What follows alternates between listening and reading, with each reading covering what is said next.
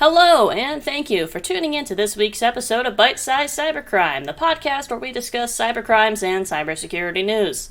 My name is Chloe Tonis, and this is going to be a 3-in-1 episode covering a bunch of new side-channel attack methods on modern CPUs that could potentially be used to steal data. The first method we'll be discussing is called downfall, and currently it's only hypothetical and rather difficult to pull off, but it would allow you to install a malicious app that is able to exploit a memory optimization feature called Gather.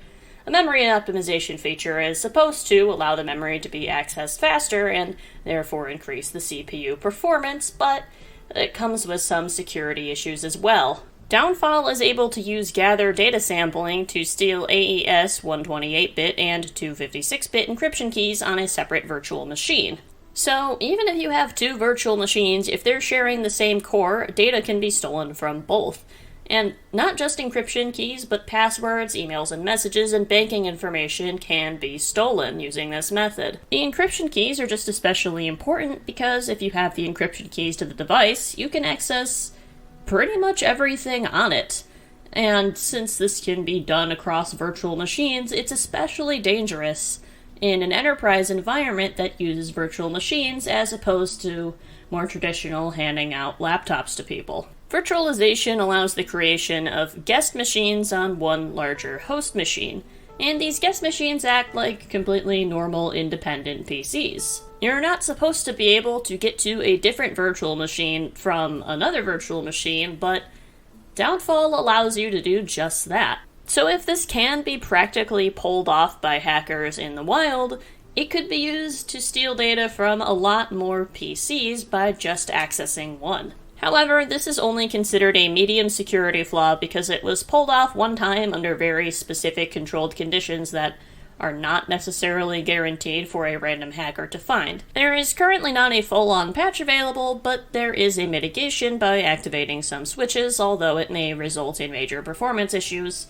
almost a 50% reduction in performance. So far, Downfall specifically has only been able to be performed on Intel CPUs. However, this is not the only attack method discovered, and it also does not mean that you're safe if you use AMD CPUs, because Inception is a transient execution attack, which is a type of attack that basically tricks a CPU into taking incorrect actions, which can result in a memory leak. Inception makes a CPU believe that a XOR instruction set is recursive, or that it's supposed to repeat itself over and over again. This causes an overflow which shows the attacker arbitrary data from processes running on the CPU. So, what does that mean? What kind of data can be leaked from these processes? It can be different types of application data, however, most importantly, this method would take about half a second to steal a 16-character password right from the CPU memory, and about 6.5 seconds to steal an RSA encryption key, which can then be used to steal much more data on the system. With the theft of passwords and encryption keys, accounts can be accessed and data stolen from those accounts, especially if, like most people, you maybe reuse your passwords, which I wouldn't recommend, but, well, a lot of people do it. This opens up a lot of possibilities for different types of data theft, and as I implied earlier, Inception is a hardware flaw that only works on Zen-based AMD processors. There are also some microcode updates being released to mitigate the issues, but like Downfall, there is not a patch that will completely prevent attacks. Finally, we have Collide+Power, which I'm going to be calling Collide+Power just for simplicity's sake. This is a software method rather than a hardware method like the other two we just discussed.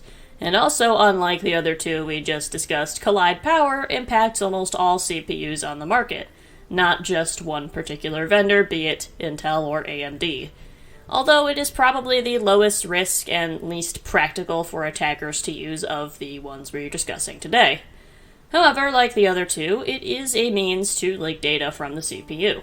In a Collide+Power attack, an attacker fills the CPU with data they control, and it forces the target CPU to overwrite that data.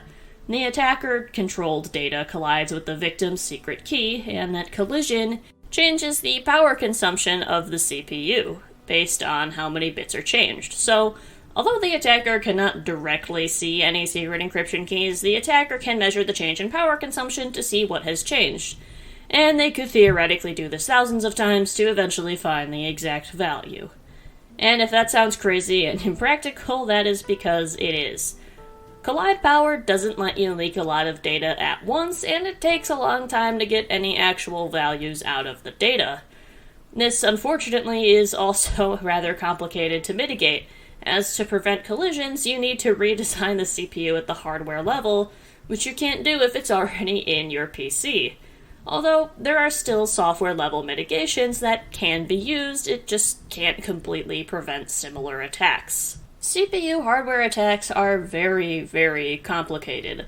Spectre and Meltdown were two CPU attacks that use similar methods, which I've also covered on this podcast. A lot of the same methods used in Downfall, Inception, and Collide+Power were also used in Spectre and Meltdown to bypass software-based isolation of CPUs and access data you're not supposed to access.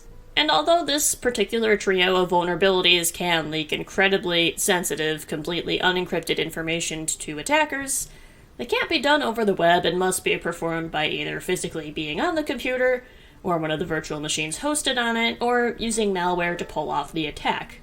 As always, update your antivirus, avoid suspicious downloads, email links, or clicking on advertisements. In fact, I'd recommend using an ad blocker. And make sure to update your device when new updates come out, including firmware for any hardware devices. Thank you to Bleeping Computer, the Hacker News Security Weekly, ARS Technica, and Tom's Guide for information on these new and kind of scary but also exciting CPU attacks. And, of course, thank you for tuning into this week's episode of Bite-Sized Cybercrime, and until next time, stay secure.